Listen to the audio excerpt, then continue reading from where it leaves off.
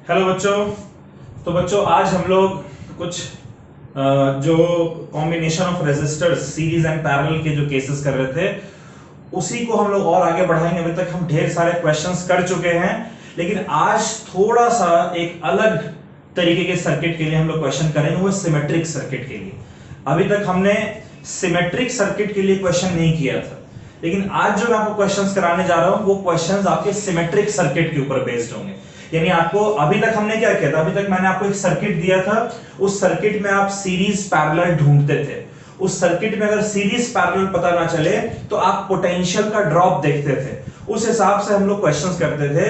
लेकिन आज का जो क्वेश्चन है वो कंप्लीटली सिमेट्री पे बेस्ड होगा। जैसे एक सवाल मैं आपको कराता हूं, उससे आपको क्लियर हो जाएगा कि ये सिमेट्री मतलब क्या है, ये सर कहना क्या चाह रहे हैं सिमेट्री से। ठीक है, तो जैसे एक सवाल है बच्चों, आप नोट कर ले इस सवाल को मेरे साथ।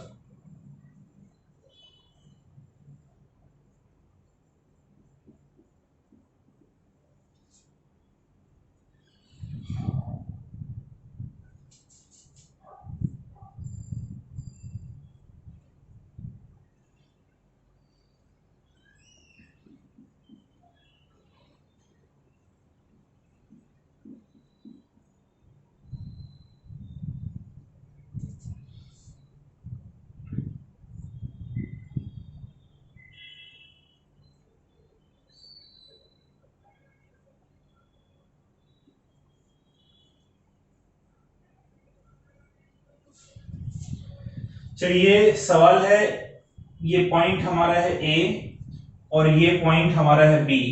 आपको इक्विवेलेंट रेजिस्टेंस निकालना है ए और बी के बीच में, और ये सारे जो रेजिस्टेंसेस हमें दिए हैं बच्चों, ये सारे रेजिस्टेंसेस हमारे आर आर आर आर ये सारे हैं।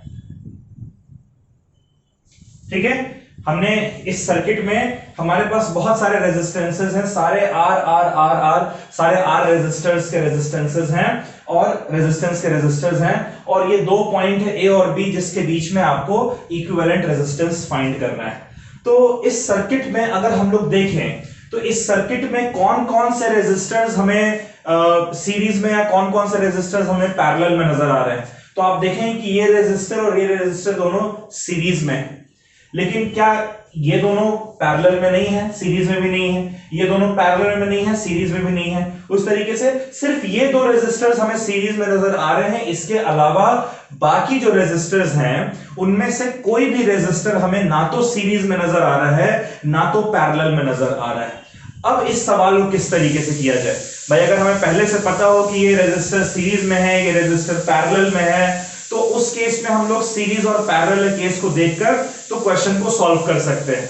लेकिन यहां पर हमारे पास जो रेजिस्टर्स हैं वो रेजिस्टर्स, इनमें से सिर्फ दो ही रेजिस्टर ऐसे हैं जो हमें सीरीज में नजर आ रहे हैं, बाकी कोई ना सीरीज में नजर आ रहा है ना पैरेलल में नजर आ रहा है। लेकिन यहां पर हमारे क्वेश्चन को आसान करने के लिए एक सिमेट्री हमें नजर आ रहा है, और उस सिमेट्री को हम लोग कहते हैं मिरर सिमेट्री। क्या कहते हैं बच्चों?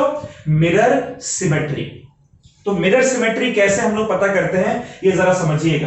देखिए, जिन दो पॉइंट के बीच में आपको इक्विवेलेंट रेजिस्टेंस फाइंड करने को कहा जा रहा है, उन दो के बीच में इस तरीके से अपना हाथ रख लीजिए आप। ठीक है, ये दो पॉइंट है ए और बी, जिन दो पॉइंट के बीच में आपको इक्विवेलेंट रेजिस्टेंस फाइंड करने को कहा जा रहा है, तो इन दोनों पॉइंट के अक्रॉस अपने हाथ को रख लीजिए। तो इसके परपेंडिकुलर अगर आप इसका एक परपेंडिकुलर बाइसेक्टर अगर आप बनाते हैं, AB के बीच में इक्विवेलेंट रेजिस्टेंस फाइंड करना है, इसका अगर हम परपेंडिकुलर बाइसेक्टर बनाएं इस तरीके से,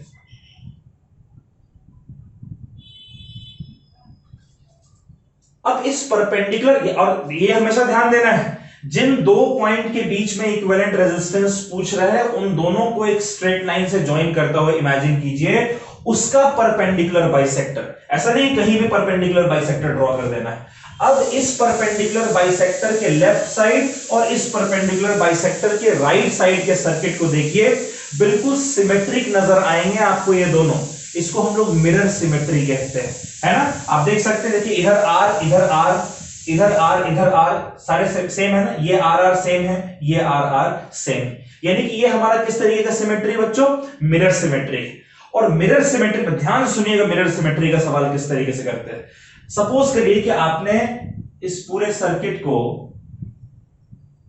एक बैटरी से कनेक्ट कर रखा है, ठीक है, और इस बैटरी के थ्रू कुछ करंट आपका आई इस सर्किट में फ्लो करता है।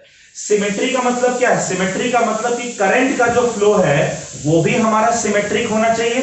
करंट के जिस तरीके से रेजिस्टेंस आपको सिमेट्रिक नजर आ रहे हैं, तो अगर ये सिमेट्रिक सर्किट है यानी कि करंट जो आपका वो भी सिमेट्रिक तरीके से फ्लो करना चाहिए।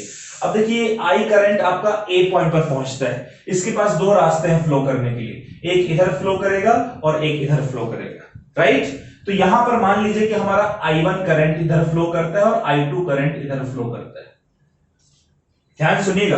अब अगर हम सिमेट्री से देखें, अब अगर हम सिमेट्री से देखें तो इस ए पॉइंट को देखिए, I1 करंट और I2 करंट ए पॉइंट से बाहर की तरफ जा रहा है, तो बी पॉइंट पर क्या होगा? I1 और I2 करंट अंदर की तरफ आना चाहिए, इधर से I1 करंट आना चाहिए और इधर से I2 करंट आना चाहिए। क्लियर बच्चों? ये हमारा I1 करंट जब इधर से जा रहा है तो बी पॉइंट पर I2 करंट इधर से ही आना चाहिए। सिमेट्री का ही मतलब है। I2 करंट अगर इधर से जा रहा है ऊपर की तरफ, तो इधर नीचे की तरफ I2 करंट हमारा पहुंचना चाहिए। क्लियर है बात? तो अब मुझे एक बात बताइए, अगर आप I1 करंट इधर से भेज रहे हैं, ये I1 करंट यहां पहुंचा, यहां पहुंचने के बाद इस I1 करंट के पास बहुत सारे रास्ते हैं फ्लो करने के लिए। इधर फ्लो करने का रास्ता है, इधर फ्लो करने का रास्ता है, इधर फ्लो करने का रास्ता है, लेकिन I1 करंट आपका पूरा का पूरा इधर आ जा रहा है। इसका मतलब इस पॉइंट पर ये जो हमारा जंक्शन बना हुआ है, इस जंक्शन का कोई मतलब नहीं बनता है, राइट। इस पॉइंट पर इस जंक्शन का हमारा कोई मतलब नहीं बनता है। तो इसका मतलब कि ये जो दोनों ब्रांचेस हमारे इस तरीके से बने हुए हैं, इसमें तो करंट जा ही नहीं रहा है। तो क्या मैं इस ब्रांच को हटाकर और कुछ इस तरीके से बना सकता हूं? जब भाई ये जो करंट मेरा आ रहा है, ये करंट इनमें जा ही नहीं रहा है, तो जाहिर सी बात है पूरा का पूरा करंट इधर आ जा रहा है, यानी यहां पर जो हमारा जंक्शन बना हुआ है, इस जंक्शन का कोई मतलब नहीं बनता है, ठीक है। तो मैं क्या कर रहा हूं, मैं इस पॉइंट पर से जंक्शन को हटा दे रहा हूं। मैं फिर से एक बार सर्किट यहां पर आपको बनाता हूं ताकि आपको ज्यादा बेहतर तरीके से समझ में आए, ठीक है। रफली मैं बना रहा हूं।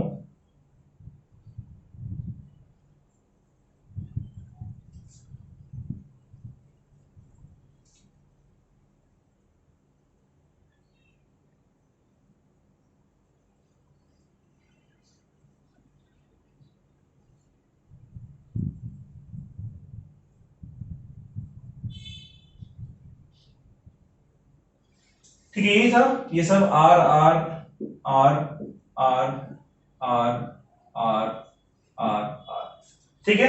अब हमने क्या देखा कि भाई यहां पर जो I1 करंट है वो पूरा I1 करंट इधर फ्लो कर, यानी इस पॉइंट पर यहां पर जो कनेक्शंस हैं इनमें कोई करंट I1 आपका नहीं फ्लो कर रहा है, तो इसीलिए मैंने इसको हटा दिया, इसका कोई मतलब नहीं बनता, इसको मैंने इधर से इस तरीके से ये कर दिया, ठीक है बच्चों। अब जरा इस सर्किट को देखिए।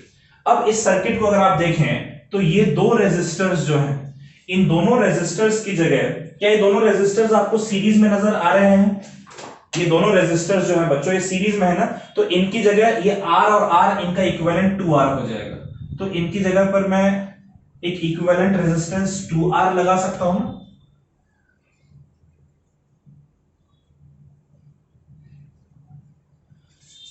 यहां पर जो करंट आ रहा है वो पूरा करंट इधर फ्लो कर जा रहा है, यानी कि ये और ये भी दोनों सीरीज में है, तो R और R इसकी जगह पे हम लोग 2R लिख सकते हैं, सीरीज में अगर ये दोनों है तो इसकी जगह पर भी मैं बच्चों 2R लगा दे रहा हूं।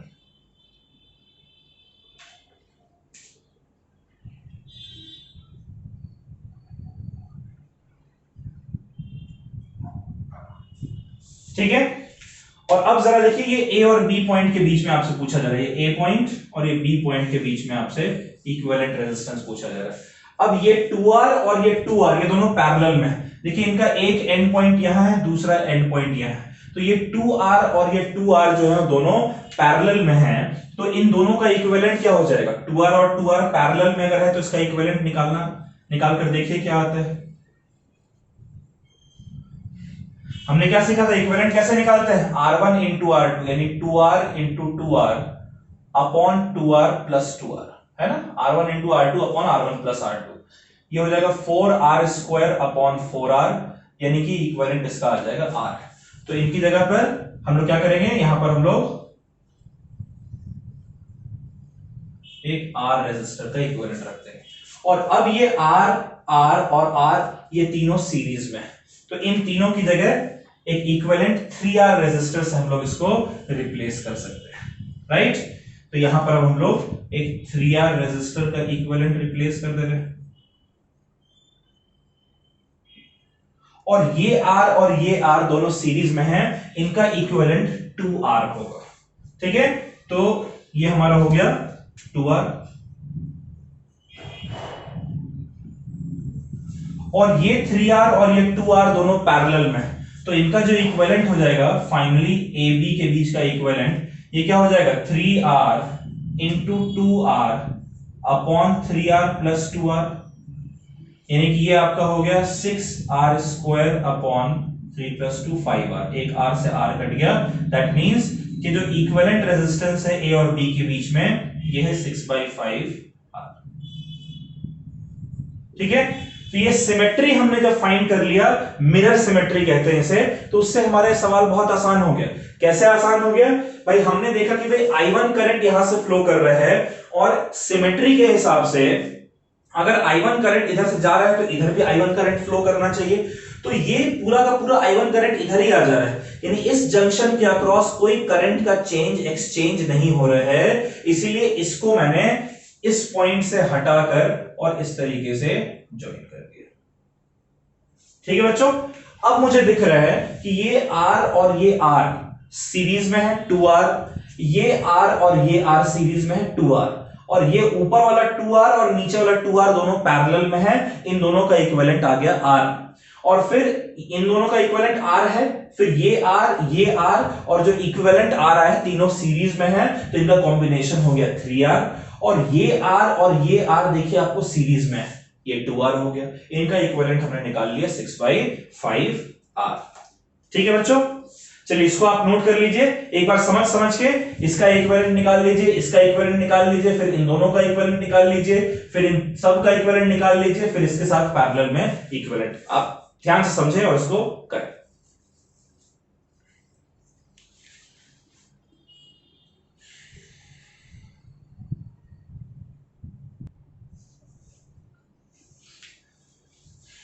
चलिए बच्चों एक सिमेट्री पे अगला सवाल देखते हैं।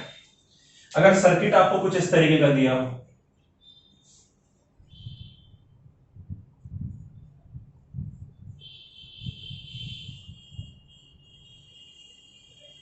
ध्यान से बनाइएगा सर्किट।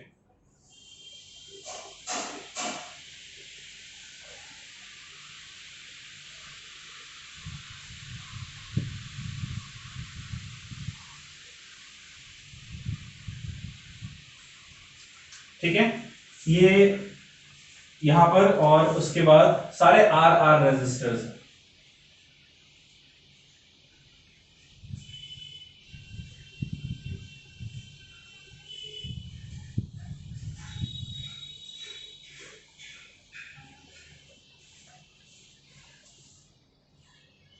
ये पॉइंट A है और ये पॉइंट B, ठीक है बच्चों, और ये सब R रेजिस्टर्स है।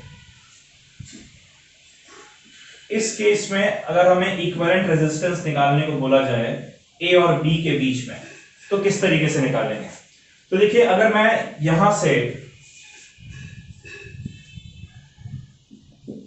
A और B के अक्रॉस हमें बोला है, तो ये हमारा AB इस तरीके से हाथ रखिए और इसके परपेंडिकुलर एक बाइसेक्टर ड्रॉ कीजिए। अगर आप बाइसेक्टर ड्रॉ करते हैं तो क्या आपको इस साइड और इस साइड सिमेट्रिक नहीं दिखता, मिरर सिमेट्रिक नहीं दिख रहा है। देखिए इसके इधर हाथ रखिए, ये R, इसके इधर ये R, वैसे ये R और ये R सिमेट्रिक है, ये R और ये R सिमेट्रिक। मैं आपको भी शो करूंगा कि इन दोनों R का कोई मतलब नहीं बनता है, ठीक है। कैसे ये मिरर सिमेट्री से बहुत आसानी से पता लगाया जा सकता है। देखिए मिरर सिमेट्री अगर सपोज करें कि इसको आपने एक बैटरी से कनेक्ट कर दिया, मान लेते हैं, हमने हमेशा तो यही इमेजिन किया है कि भाई जिन दो पॉइंट के बीच में हमें इक्विवेलेंट रेजिस्टेंस निकालने को बोला जाए, हम इमेजिन कर लें कि उन दो एंड्स को हमने बैटरी के पॉजिटिव और नेगेटिव टर्मिनल से कनेक्ट कर रखा है। तो बैटरी से अगर सपोज करें I करंट हमारा फ्लो कर रहा है, तो ए पॉइंट पर आई करंट जब हमारा पहुंचेगा तब उसके पास तीन रास्ते हैं फ्लो करने के लिए। एक देखिए बच्चों, ये यहां से I1 करंट जाएगा, यहां से I2 करंट जाएगा और यहां से I3 करंट जाएगा।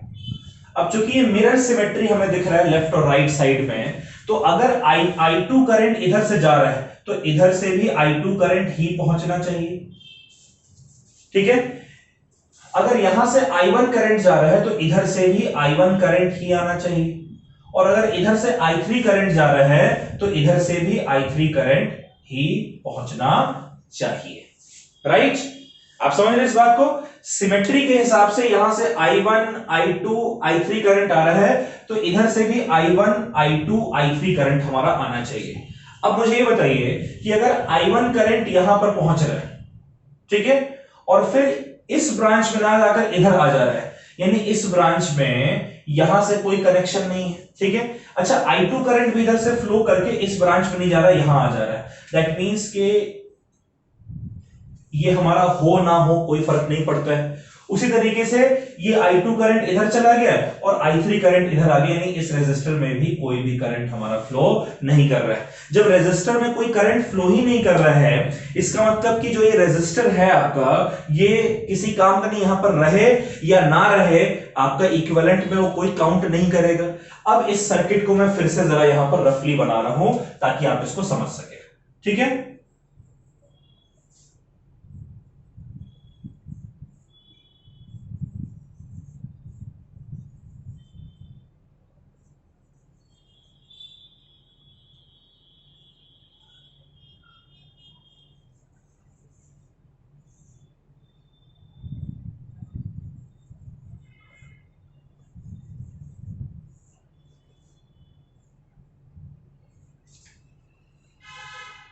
अब समझिए इस बात को, यहां से I करंट आपका आ रहा है, यहां पर I1 करंट जा रहा है, यहां पर I2, यहां पर I3, राइट।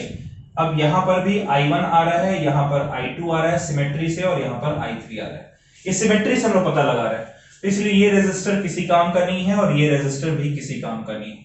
अब ये देखिए R R R R, ये R है और ये R है। अगर ये दोनों रेजिस्टर किसी काम के नहीं है तो क्या मैं इस रेजिस्टर को यहां से हटा सकता हूं? अगर ये किसी काम का ही नहीं है तो इसको यहां रखने का तो कोई मतलब नहीं बनता है, ठीक है बच्चों। तो इसको मैं हटा दे रहा हूं, और ये रेजिस्टर भी अगर किसी काम का नहीं तो इसको भी मैं हटा दे रहा हूं। अब जरा देखिएगा ध्यान से, अब ये सर्किट आपको आसान नजर आ, यहां पर देखने पर नहीं पता चल रहा है कौन सा पैरेलल में है कौन सा सीरीज में है, कोई भी आपको पैरेलल या सीरीज में नजर नहीं आएगा। लेकिन इस सर्किट में अगर आप देखें तो देखिए यहां से I1 करंट आपका फ्लो कर रहा है, I1 करंट इधर भी फ्लो कर रहा है, यानी ये दोनों आपके सीरीज में है ना, सीरीज में ये R और ये R, तो इन दोनों का कॉम्बिनेशन क्या होगा, R और R का कॉम्बिनेशन आपका 2R हो जाएगा, राइट। तो इन दोनों को हटाकर, और क्या मैं एक 2R रेजिस्टर का कॉम्बिनेशन लगा सकता हूं यहां पर एक,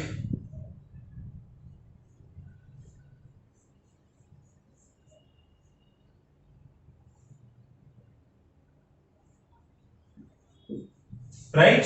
और उसी तरीके से ये R और ये R, इन दोनों का कॉम्बिनेशन इक्विवेलेंट भी 2R हो जाएगा, है ना, ये दोनों सीरीज में है। तो इसीलिए इसको भी यहां से हटाकर और मैं यहां पर लिख दे रहा हूं 2R।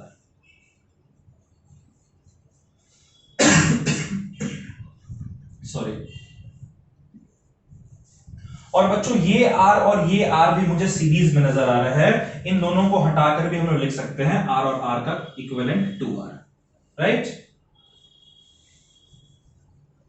ठीक है।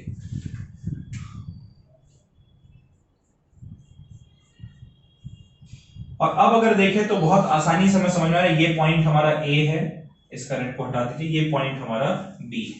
A और B के बीच में देखिए तीनों रेजिस्टर का एक एंड A पर है और एक एंड B पर, यानी तीनों आपके पैरेलल में, तो 1/RAB आपका हो जाएगा 1/2R plus 1/2R plus 1/2R, यानी कि ये हो गया आपको 3 बार 2R को के रेसिप्रोकल को ऐड करें 3/2R, तो रेसिप्रोकल अगर इसका ले लें RAB आपका हो जाएगा 2/3R, ये इक्विवेलेंट आ गया।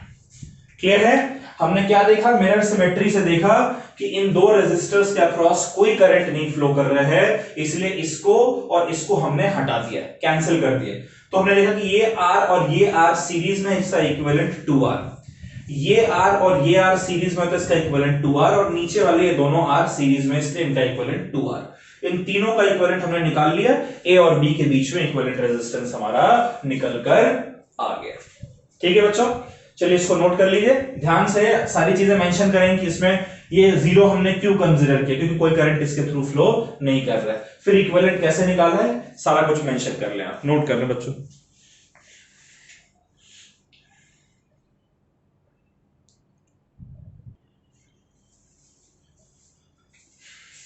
एक और सवाल देखते हैं बच्चों, सिमेट्री पे बेस्ड एक सवाल और देखते हैं। ये हमारा कुछ इस तरीके से है।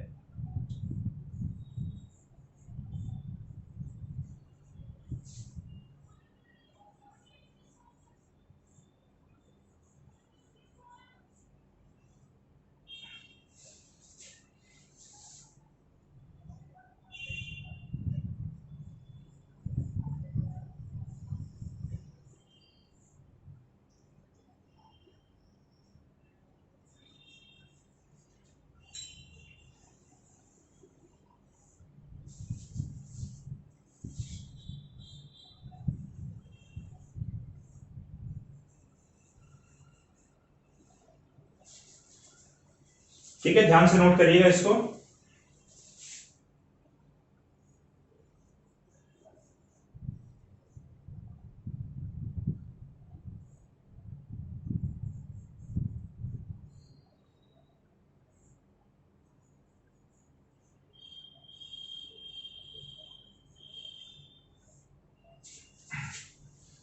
ये हमारा सर्किट है और ये A पॉइंट है और ये B पॉइंट है।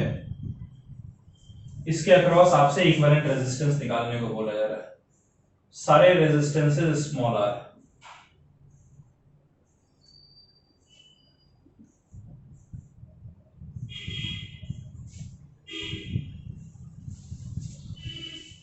ठीक है, तो सारे रेजिस्टेंसेस स्मॉल आर हैं। इक्विवेलेंट रेजिस्टेंस ए और बी के बीच में फाइंड आउट करना है। इसके लिए फिर से हम सिमेट्री का इस्तेमाल करेंगे। देखिए, ये ए और बी के बीच में इक्विवेलेंट रेजिस्टेंस बोला है, इसका परपेंडिकुलर बाइसेक्टर बनाकर देखते हैं क्या मिरर सिमेट्री हमें मिलता है या नहीं। तो ये देखिए इस तरीके से,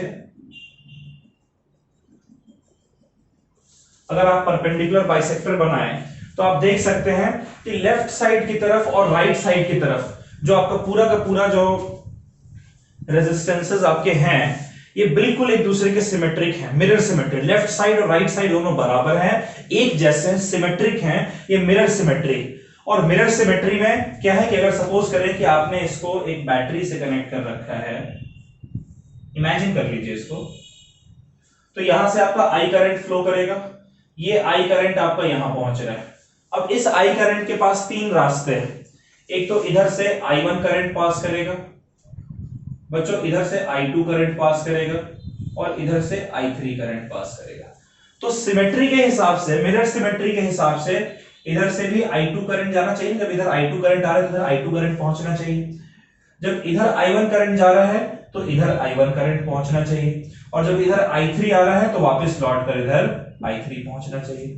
अब एक चीज आप नोट करें बच्चों कि अगर यहां से I2 करंट आ रहा है और ये I2 करंट यहां पर बिल्कुल सीधा चला जा रहा है, यानी ये I2 करंट ना तो आपका ऊपर की तरफ जा रहा है ना तो नीचे की तरफ जा रहा है। इसका मतलब ऊपर का जो ये दोनों हैं, इनमें कहीं करंट नहीं फ्लो कर रहा है, ये I2 का ना नीचे फ्लो कर रहा है। तो इस सर्किट को मैं थोड़ा सा चेंज, ये जंक्शन होने का कोई मतलब नहीं, मतलब इसको मैं थोड़ा सा चेंज कर रहा हूं। कैसे चेंज कर रहा हूं, तो ध्यान से देखिएगा, मैं बिल्कुल रफ में बना रहा हूं।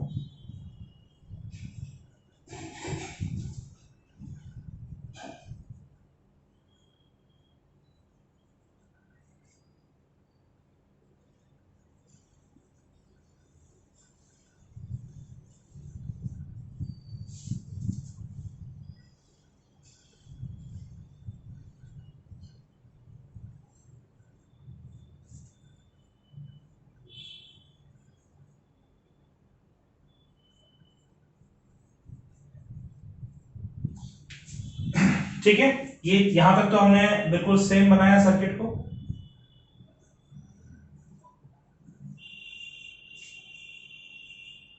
उसके बाद फिर यहां पर ये सर्किट हमारा इस तरीके से था,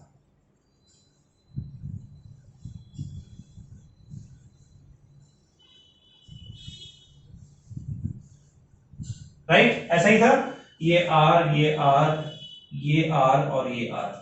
लेकिन अब हम देख रहे हैं कि चूंकि I2 करंट यहां से फ्लो कर रहा है, ये I2 करंट यहां पहुंचा और फिर इनमें से कहीं भी डिवाइड नहीं हो रहा है, I2 करंट सीधा चला जा रहा है, यानी यहां पर ये जंक्शन होने का कोई मतलब तो नहीं बनता है। तो इसको मैंने यहां से ऐसे ज्वाइन कर दिया और इसको मैंने यहां से इस तरीके से ज्वाइन कर दिया, ठीक है, क्योंकि कोई करंट जब इनमें जा ही नहीं रहा है तो इनमें कनेक्शन होना नहीं होना एक ही बराबर है। अब देखिए, अब यहां पर ये R और R, ये दोनों R को अगर देखें तो ये दोनों सीरीज में है, तो R और R कितना हो जाएगा, सीरीज में है तो 2R। तो इसकी जगह मैं रिप्लेस कर दे रहा हूं एक 2R इक्विवेलेंट रेजिस्टेंस से, ठीक है बच्चों। इसकी जगह मैंने क्या किया, रिप्लेस कर दिया 2R इक्विवेलेंट रेजिस्टेंस। अच्छा, ये R और ये R भी तो सीरीज में है ना, सेम करंट फ्लो करेगा, तो इसका इक्विवेलेंट भी मैं लिख दे रहा हूं R और R सीरीज में, यानी इनका इक्विवेलेंट भी 2R।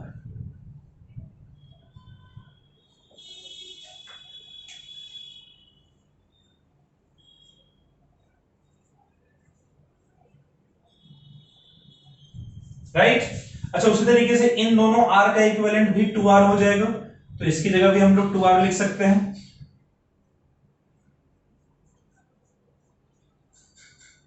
और ये दोनों रेजिस्टर R और R भी सीरीज में है, इनका भी इक्विवेलेंट 2R हो जाएगा, तो इसकी जगह पर भी हम लोग 2R लिख सकते हैं।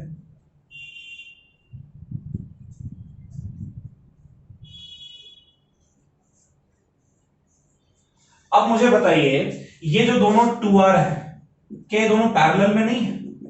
और ये दोनों 2R, ये दोनों पैरेलल में नहीं है, तो 2R और 2R का इक्विवेलेंट क्या हो? पिछले क्वेश्चन में हमने देखा था कि 2R और 2R का पैरेलल में इक्विवेलेंट होता है R। देखिए, ये हो जाएगा आपका 4R² अपॉन 4R। तो क्या मैं इन दोनों को रिप्लेस करके R लिख सकता हूं? कर सकते हैं ना, ये दोनों पैरेलल में है तो इनका इक्विवेलेंट R हो जाएगा। तो चलिए इन दोनों की जगह एक इक्विवेलेंट बना लेते हैं R का।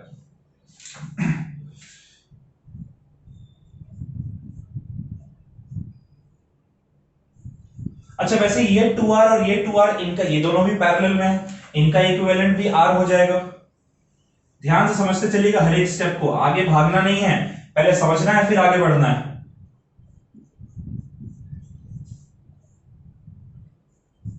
अब मुझे बताइए, ये चूंकि हमें इन दोनों के अक्रॉस निकालना है, ये A और B के अक्रॉस,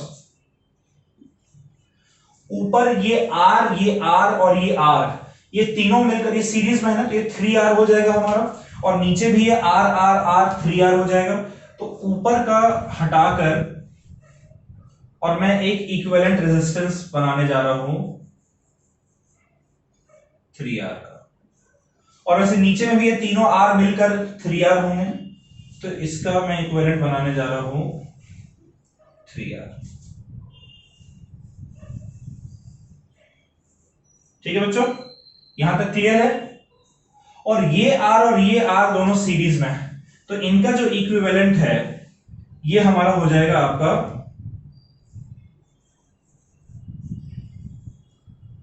2R। और 3R, 2R और 3R, ये तीनों आपके क्या है, पैरेलल में है, तो AB के अक्रॉस जो इक्विवेलेंट रेजिस्टेंस है ये आपका हो जाएगा 1/3R plus 1/2R plus 1/3R, यानी कि इसका एलसीएम हो गया 6R, तो ये हो जाएगा 2 + 3 + 2, यानी कि 7/6R। और 1/RAB उसका उल्टा करेंगे तो RAB हमारा आ जाएगा, इसका रेसिप्रोकल करेंगे तो 6/7 स्मॉल r। ये इस पूरे सर्किट का इक्विवेलेंट रेजिस्टेंस हमें मिला है। ठीक है, एक बार फिर समझ लीजिएगा कैसे आया है, ये किस तरीके से आया है। तो यहां पर अगर आप नोटिस करें तो तीनों डायरेक्शन में करंट हमारा फ्लो कर रहा है, तो सेम करंट सिमेट्रिक के हिसाब से पहुंचना चाहिए, तो इसको मैंने यहां पर से हटा दिया, ठीक है, और इसको मैंने यहां पर से हटा दिया। अब ये R और ये R 2R और ये आर और ये आर 2R सीरीज में, और ये 2R और ये 2R दोनों पैरेलल में, इसका इक्विवेलेंट स्मॉल आर। ठीक है, फिर ये स्मॉल आर, ये आर और ये आर इसका कॉम्बिनेशन आर और ये आर तीनों सीरीज में 3R, वैसे ही नीचे का भी 3R, और ये दोनों आपके सीरीज में हो गए आर और आर 2R, इनका कॉम्बिनेशन हमने निकाला तो हमारा आ रहा है 6/7R। ठीक है बच्चों, इसको आप नोट कर लीजिए। एक सवाल और करते हैं ऐसा ही।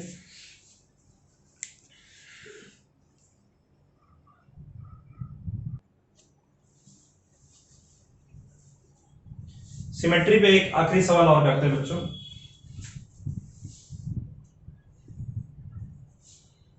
सपोज करें इस तरीके से आपका सर्किट, इस सर्किट को आप बनाते चलें।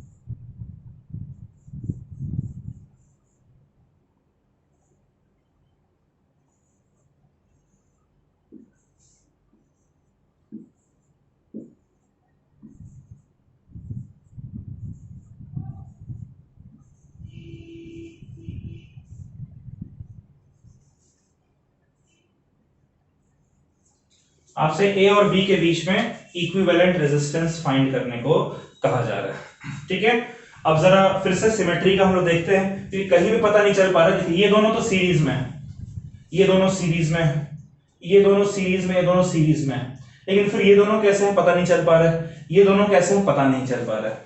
तो ऐसा करते हैं कि ये हमारा ए और बी के अक्रॉस हाथ रखा, इसका परपेंडिकुलर बाइसेक्टर, अगर मैं इसका परपेंडिकुलर बाइसेक्टर बनाऊं, अब क्या देखिए लेफ्ट साइड और राइट साइड आपको बिल्कुल सिमेट्रिक नजर आ रहा है, सिमेट्रिक नजर आ रहा है ना बच्चों, जैसा लेफ्ट साइड की तरफ है वैसा ही राइट साइड की तरफ है। चलिए सिमेट्री है तो हम लोग ऐसा करते हैं कि इसको मान लेते हैं कि हमने इसे एक बैटरी से कनेक्ट कर रखा है।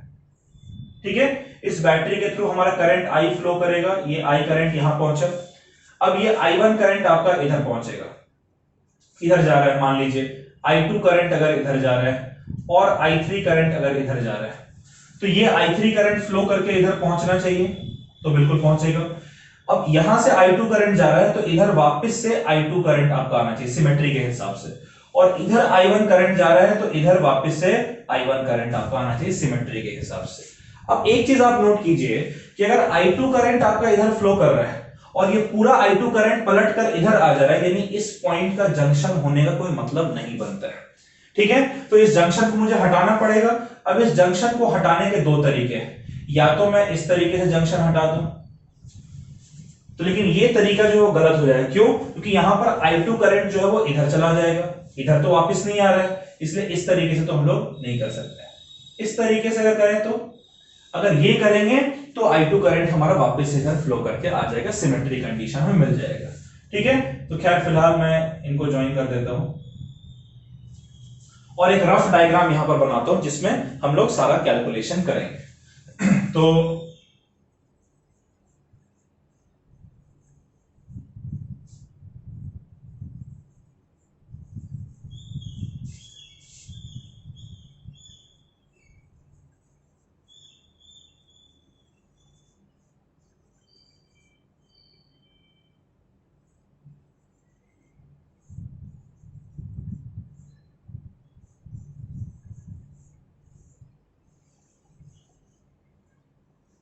ठीक है, ऐसा ही बच्चों, ये हमारा ए पॉइंट है और ये हमारा बी पॉइंट, क्लियर है, और ये सारे कैपिटल आर है।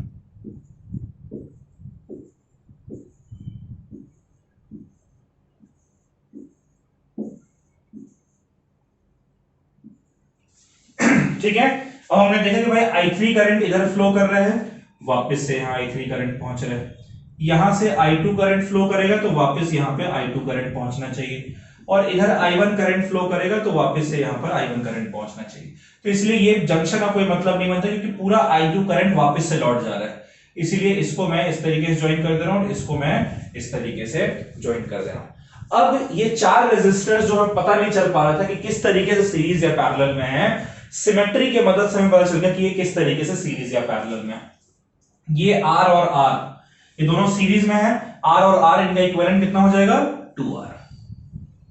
ठीक है बच्चों, तो इसका इक्विवेलेंट हो गया 2R। ये R और ये R ये दोनों भी सीरीज में है, इनका इक्विवेलेंट भी 2R हो जाएगा।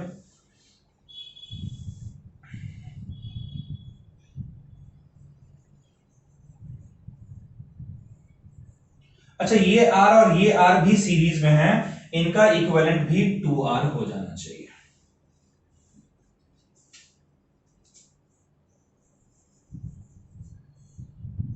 है ना, और ये R और ये R दोनों भी सीरीज में है, इनका इक्विवेलेंट भी 2R हो जाना चाहिए। ठीक है बच्चों,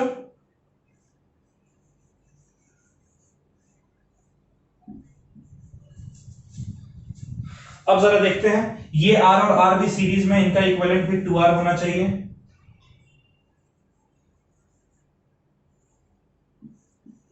और ये R और R भी सीरीज में, इनका इक्विवेलेंट भी 2R होना चाहिए। आप देख रहे हैं कि सिमेट्री कितना आसान कर दे रहा है इस सवाल को। अब जरा देखिए, ये 2R और ये 2R इनका इक्विवेलेंट कितना, पैरेलल में इनका इक्विवेलेंट कितना हो जाएगा R। हम पिछले दो क्वेश्चन से करते आ रहे हैं, 2R और 2R का इक्विवेलेंट R, तो मैं डायरेक्ट यहां पर R लिख रहा हूं।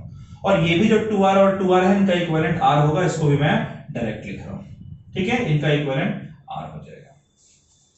क्लियर बच्चों, अब ये 2R, ये R और ये 2R ये तीनों सीरीज में है, इनको अगर ऐड करें 2R plus R plus 2R, ये इनका इक्विवेलेंट 5R हो जाएगा।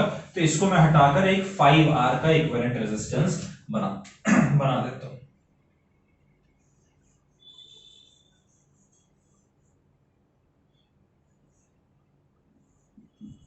और अब ये 5R और ये 2R A और B के अक्रॉस अगर देखें तो 5R और 2R जो है पैरेलल में है, तो इनके अक्रॉस जो इक्विवेलेंट रेजिस्टेंस है वो हो जाएगा 1/5R। चलिए इनका डायरेक्ट लिख सकते हैं, दो ही हैं तो डायरेक्ट लिख सकते हैं। रेजिस्टेंस अक्रॉस ए बी हो जाएगा R1 into R2 upon R1 plus R2।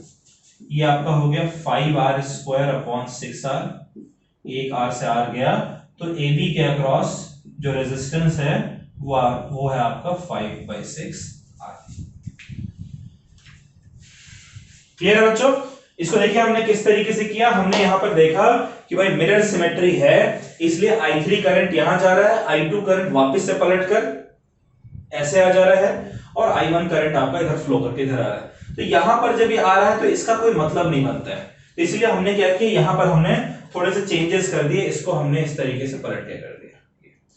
अब ये R और R 2R, ये R और R 2R सीरीज में, 2R और 2R पैरेलल में R, वैसे R और R 2R, ये R और R 2R इनका कॉम्बिनेशन पैरेलल में R, ये R इन दोनों का इक्विवेलेंट 2R, ये 2R, तो 2R plus R plus 2R 5R हो गया, और यहां पर 2R हो गया, हमने पैरेलल कॉम्बिनेशन किया, ये हमारा 5/6R आ गया। ठीक है बच्चों, इसको नोट कर लीजिए।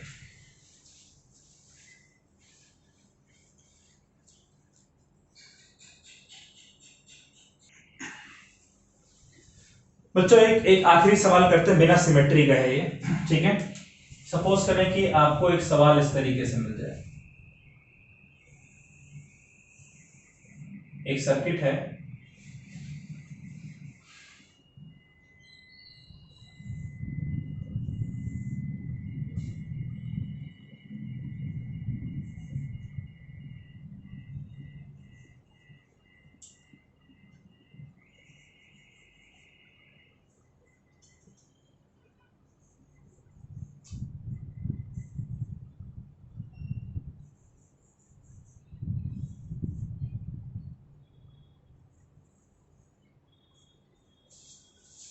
ठीक है। आपको ए और बी के बीच में इक्विवेलेंट रेजिस्टेंस फाइंड करना है। किस तरीके से फाइंड करें? तो पिछले लेक्चर में हमने इस तरीके के सवाल किए थे, लेकिन आप थोड़ा सा एक सर्कल में बना हुआ अगर सर्किट अगर आ जाए तो आपको घबराना नहीं है। ये बिल्कुल सेम वैसा ही है जैसा हमने पहले पढ़ा था। देखिए, अगर ए और बी के अक्रॉस मान लीजिए कि हमने एक बैटरी कनेक्ट कर रखा है, ठीक है, एक बैटरी कनेक्ट कर रखा है, तो ए पॉइंट के अक्रॉस अगर पोटेंशियल हमारा V है और बी पॉइंट के अक्रॉस पोटेंशियल अगर हमारा 0 है, याद करें हमने क्या डिस्कस किया था कि जिन दो पॉइंट के बीच में हमें इक्विवेलेंट रेजिस्टेंस निकालना होता है, हम इमेजिन कर लेते हैं कि इन दो के बीच में बैटरी कनेक्ट कर रखा है और बैटरी के दो टर्मिनल्स हैं।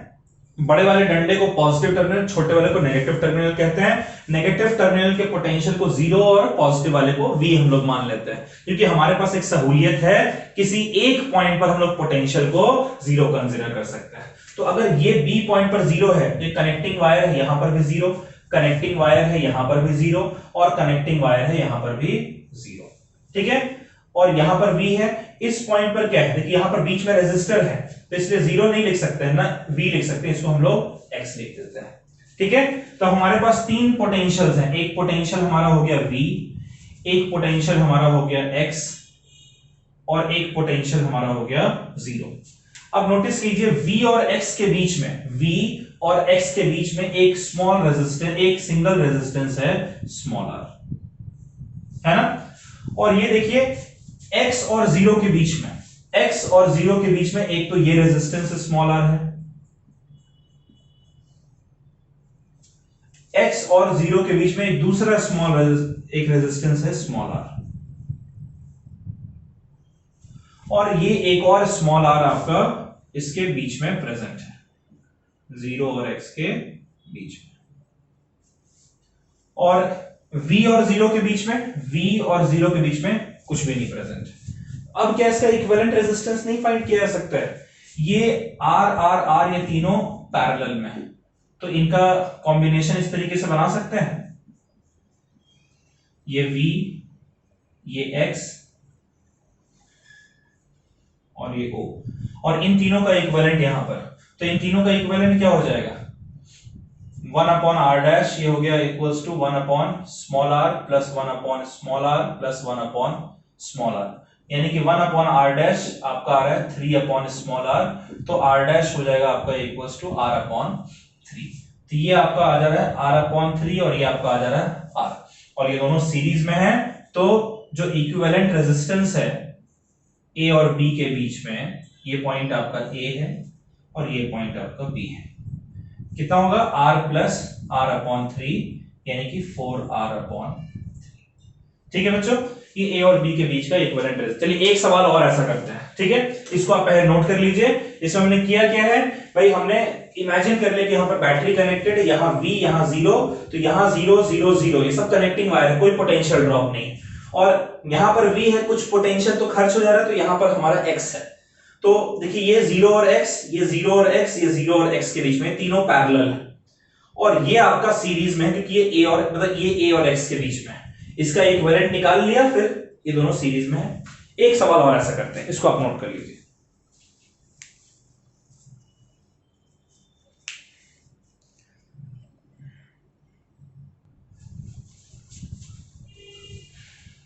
चलिए बच्चों, ये आखिरी सवाल है आज का।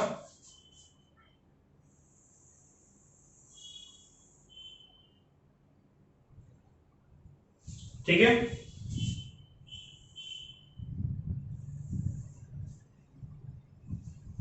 ये पॉइंट आपका B है, ये पॉइंट आपका A है,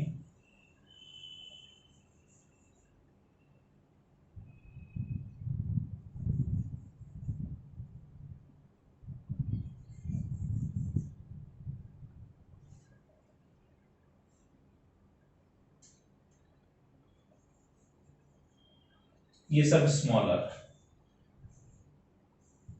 A और B के बीच का इक्विवेलेंट रेजिस्टेंस जो है आपको फाइंड करना है, ठीक है। एक बार जरा आप खुद से ट्राई करें बच्चों, A और B के बीच में इक्विवेलेंट रेजिस्टेंस फाइंड करना है। इसके बीच में बैटरी कनेक्टेड इमेजिन कर लेंगे, एक साइड को V पोटेंशियल, एक साइड को 0 पोटेंशियल। जितने भी कनेक्टिंग वायर्स हैं सबके अक्रॉस पोटेंशियल ड्रॉप नहीं होगा, तो हर एक के अक्रॉस पोटेंशियल लिखकर देखिए कौन सा सीरीज कैसे पैरेलल किस तरीके से है। करें खुद से ट्राई।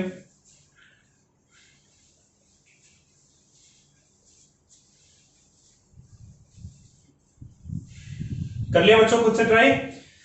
चलिए अगर आपने कर लिया है तो जरा इसको देखते हैं। हम इमेजिन कर रहे हैं कि इसके अक्रॉस हमने एक बैटरी कनेक्ट कर रखा है, ठीक है। तो ये जो बैटरी है इसका जो नेगेटिव टर्मिनल है उसको 0 पोटेंशियल में मान लेते हैं और जो पॉजिटिव टर्मिनल है उसको V पोटेंशियल में मान लेते हैं।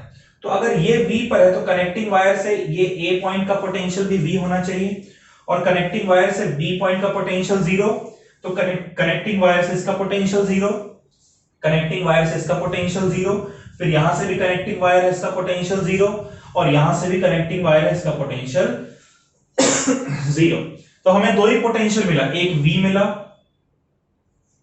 और एक हमें 0 मिल रहा है, ठीक है। ये A पॉइंट है और ये B पॉइंट है। अब देखिए V और 0 के बीच में ये रेजिस्टर R है,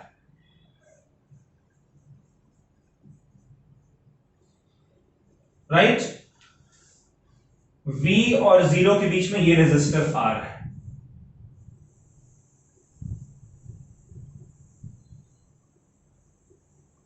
ठीक है। V और 0 के बीच में ये रेजिस्टर R है,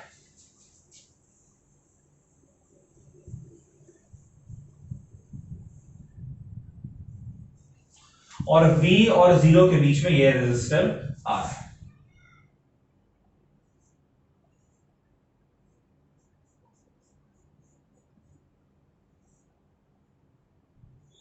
दिख रहा है बच्चों?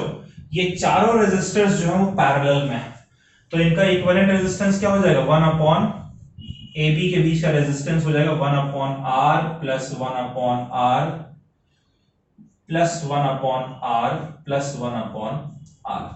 4 बार 1 अपॉन R को ऐड करें यानी कि 4 अपॉन R। तो इसका रेसिप्रोकल ले लीजिए RAB के लिए, ये हो जाएगा आपका स्मॉल r अपॉन 4, ठीक है। चलिए इसको भी नोट कर लीजिए। इस तरीके के कुछ क्वेश्चंस आप प्रैक्टिस कीजिएगा, ढूंढ ढूंढ के। SL अरोड़ा से जरूर प्रैक्टिस कीजिएगा, उसमें ढेर सारे आपके सॉल्व और अनसॉल्व क्वेश्चन दे रखे हैं। बहुत सारे क्वेश्चंस तो मैंने इसी से उठाए हैं, SL से ही उठाए हैं। तो आप खुद से प्रैक्टिस कीजिए, जितना आप प्रैक्टिस करिएगा और जितनी दफा आप प्रैक्टिस कीजिएगा उतना ही आपका जो कॉन्फिडेंस है इस तरीके के क्वेश्चन पे वो आपका स्ट्रांग होगा, ठीक है। ज्यादा कॉन्फिडेंस आएगा। इसको नोट कर लीजिए। आज हम लोग यहीं पर पॉज कर रहे हैं, समाप्त कर रहे हैं। अगले लेक्चर में एक नए टॉपिक के साथ आएंगे और वहां पर बहुत सारी चीजें सीखेंगे। चलिए बच्चों, बाय बाय, टेक केयर और पढ़ाई जरूर करिएगा। बाय।